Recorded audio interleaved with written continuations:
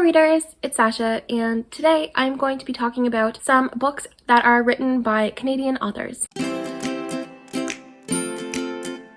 I feel like I literally don't know any Canadian authors off the top of my head besides like 2 people, and I wanted to change that. I wanted to find more Canadian authors, support more people that are in my country, and also just find some more cool books to read because the premise of these books sounds great. So I'm going to be talking about 2 pretty well-known authors and 8 not as well-known authors, and I'm going to talk about the book that I want to read the most from those authors. Alright, the first book slash author that I want to talk about is Summerwood slash Winterwood by E.L. Chen. This is about a 12-year-old girl named Rosalind who really wants to spend the summer with her sister and her grandfather in Toronto. She's really excited about it. Their grandfather, he is the author of a best-selling children's series where he talks about a magical land called Summerwood, and when the girls go meet their grandfather and see him, they realize that he's kind of a jerk toward them, and so they're kind of banking on the hope that maybe Summerwood is real and maybe they can spend their summer doing that instead of being with their really cold grandfather. So they end up stumbling upon Summerwood, and it's a lot more sinister than either girls had ever imagined, and Julie, who is the main character, Rosalind's sister, is captured and abducted, and in order to save her life, Rosalind has to go on a series of adventures in order to get her sister back, and she has to find the winter stag, the sacred winter stag. And so it just sounds really good. I literally, on Goodreads, it has like 6 ratings and 4 reviews. Like, nobody has read this, but it sounds really promising. It sounds like a fun and easy middle grade to get into, and so I would love to get into it. I think it would be great. The next book I want to talk about is a book of poetry, and this is called When You Ask Me Where I'm Going by Jasmine Kaur. So obviously, like, verse and poetry isn't really a style that I've been interested in reading, but this sounds fantastic. Jasmine Kaur is a Vancouver-based author, and there are 6 sections of the book, and each section explores what it's like to be a young woman living in a world where young women don't really have a lot of opportunities, or at least as many as the men around them do. And that just sounds fantastic. I have literally never heard of this author, never heard of this story, book, whatever, and I think it should have a little bit more recognition because it sounds really good, and it's one that I could see myself reading, even though poetry and all that stuff isn't really my thing, but I could get behind this, so I wanted to share it with you guys as well. The next book I wanted to talk about was The Grey Sisters by Jo Treggieri. I'm sorry I butchered that name, but this is an author who was born in England but raised in Canada, so I do consider them to be a Canadian author. The Grey Sisters is actually a thriller story, a young adult thriller, and I love those, so I had to include at least one in this mix of books. This is about 2 girls who actually ended up sharing a similar grief. They had always been best friends, but they had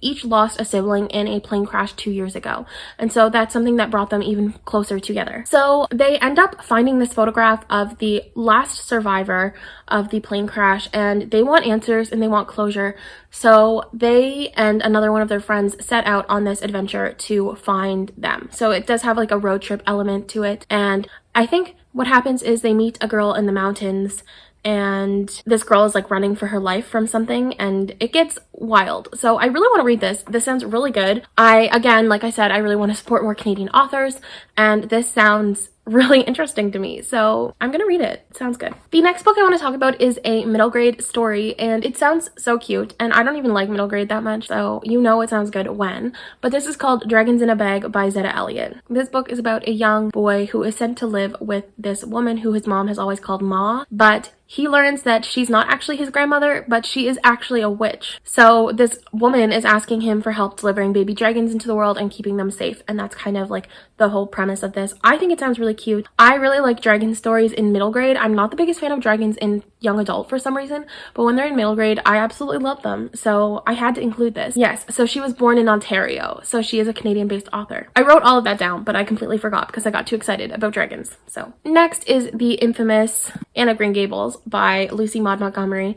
Now, the only reason I included this is because A, I have this really beautiful edition, thank you Rachel for this, for Christmas, but it's the only book that I could find that's set close to where I live. I live very close to Anne's home. I've visited multiple times in my life, and I really just kind of wanted to include this just to say that I have. But I have not actually read Anne of Green Gables in a very long time. I think I might have. I don't even know if I've ever read it, to be perfectly honest. I was in a play for it I got completely looked over for the part of Anne, even though I was perfect for it. I could act really well and I had red hair and it was perfect, but I was too tall as a teenager, not teenager, as a 10-year-old, 11-year-old, whatever. So they were like, no, you can be a narrator. So that was cool. But yeah, I just think this is the most adorable book ever. And I have an idea for a vlog where I read this, so I have it. But I wanted to include it in this list just because I wanted to brag a little. I don't know.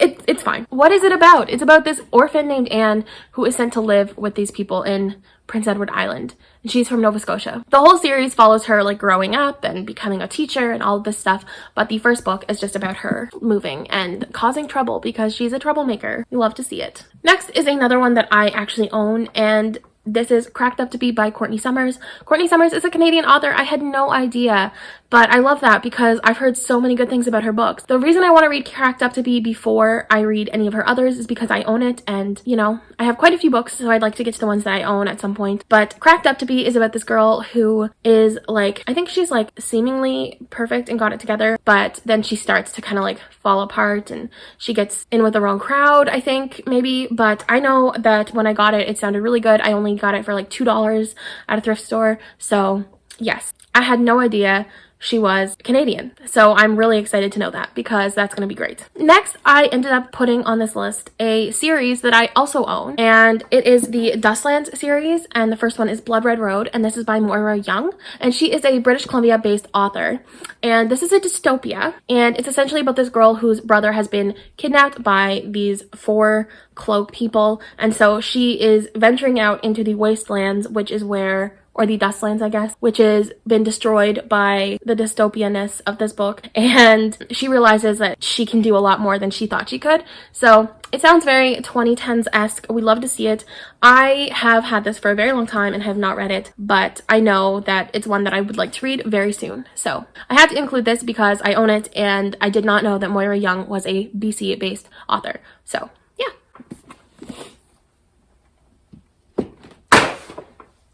Cool, that can stay there. So the next book that I have to tell you about is called My Totem Came Calling by, okay, let me get this right, Blessing Musariri and Thorsten Nesh. And Blessing is actually I believe a Zimbabwe-based author, but Thorsten Nesh actually lives in Alberta, so I consider it half Canadian, so that's fine. Even though this book does take place in Zimbabwe, it's fine, just let it happen. So it's about a girl, her name is Shanda, she's 17, and she starts suffering from memory lapses and all of this stuff, and she starts seeing a zebra in all kinds of places, which is even more worrisome because they don't have any near their village. So she's afraid of being institutionalized, so she ends up taking her aunt's advice and trying to find her home village, her like ancestral village, and so she takes that advice, she goes and she finds it, and she ends up meeting these other people in her family, and she starts to put the pieces together of like who she is and what she's been doing in her life and all this stuff. I think it sounds amazing. I have not read a book. Ew, there's a bug. I have not read a book in Zimbabwe before, I don't think, but I just really like the added element of the fact that this is a Zimbabwe and Canadian author duo, and I thought that was really cool. And this book literally doesn't even have a description on Goodreads, so I would like to read it and contribute to a little bit more popularity for them because it sounds like a fantastic and interesting and well-developed story, but it's hard when nobody knows it exists. So yes, I'm gonna read this. It is also a novella. It's like 176 pages. Like, it's a novella, so that's another reason to read it because it'll boost your Goodreads goal. So the next book that I'm choosing is WeThree by Marcus Harwood Jones, and they are a Toronto-based author. So that's great. This is about a girl who goes to summer camp because her parents have concerns about how she's doing in school, and she ends up meeting 2 friends really quickly, Ams and Sydney. But the problem is they don't actually like each other, Ams and Sydney, but this girl, Jassy, is realizing that she has feelings for both of them, and I believe the way that this is described, it sounds like it turns into a polyamorous relationship situation, which is definitely not something I see a lot of in young adults. The only book that I've read polyamory in was a book that I can't tell you because it's spoilers for the series, so I'm not going to explain because that would be stupid. I think it sounds great. I think we need more representation for people who are young adults who feel like they are polyamorous. It's personally not something that I am, but I can understand why we need to have some more. And I think it sounds like a really great story.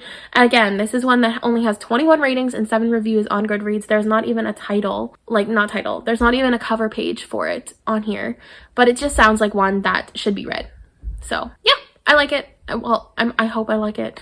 It sounds good, and I want to read it. So the next book that I want to read is a nonfiction, which is another genre that I don't really branch into, but this sounds really interesting, and it's something that I need to educate myself more on as a Canadian.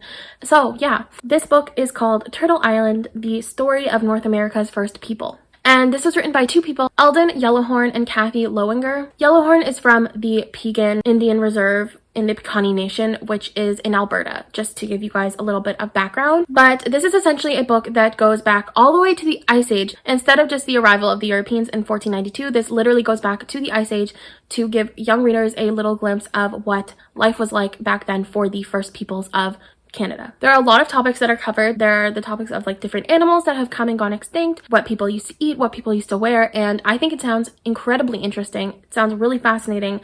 I believe that this author duo has done more together, if I'm not mistaken. No, they haven't. I'm just slow. This just sounds really interesting to me, and this is also only 116 pages, so it's very, very, very small and very, very, very readable. So yeah, I would recommend putting this on your list if you want to learn a little bit more about the Indigenous peoples within Canada before the Europeans came, because the Europeans have always clouded the First Nations history, and I think it's really important to discuss what it was like before the Europeans came. So I'm really excited to read this. Oh, and another thing to mention about it is that it is said to be more of like a middle grade type nonfiction. So it's said to give quite young readers more information, but because I don't know anything about First Nations people, or at least not a lot, then I feel like it'll work for me because I should know. So yeah, just to give you a little bit of a heads up. Finally, the last book and last author that I want to talk about is The Love and Lies of Riksana Ali by Sabina Khan. So Sabina Khan is an author that I'd heard about before, had no idea that she is a British Columbia based author, but this is about a Muslim girl who is trying to live up to her very conservative Muslim parents' expectations, and she is finding it harder and harder to do so. She's been rolling her eyes, she's been wearing crop tops, she's just kind of been rebelling against what they have expected of her. But then her parents end up catching her kissing her girlfriend, and instead of being able to graduate in the next couple of months and go to Caltech, which was her original plan, she has ended up being sent to Bangladesh to be thrown headfirst into a world of arranged marriages and tradition. So she ends up finding her grandmother's old diaries, and she reads them, and through those old diaries she kind of gets a little bit more perspective into what it's like to be a Bangladesh woman and to be herself. And so she wants to fight for who she is, she wants to fight for her love, but she's scared at the cost that it will come with, and that is that. It sounds really good. This is by far one of the more popular books that I have on here, but yes, I really want to read this one. It sounds really interesting, so I want to read it. All right, those are the 10 Canadian authors and Canadian books that I'm hoping to get to soon. Obviously, there are so many more, but these are the ones that stuck out to me when I was doing my research. So let me know in the comments below if any of these sound interesting to you. I can't imagine any of you have read any of the ones that are pretty obscure, because they are literally they have like 2 reviews on Goodreads. Like, they're very obscure. But if you have, let me know how you felt about them. If you've read anything else by any of these authors, let me know as well. And of course, please do not forget to like, comment, and subscribe for more content. I do post twice a week, and I have some really fun videos coming up in March and April that you're not going to want to miss out on. And until next time, bye readers!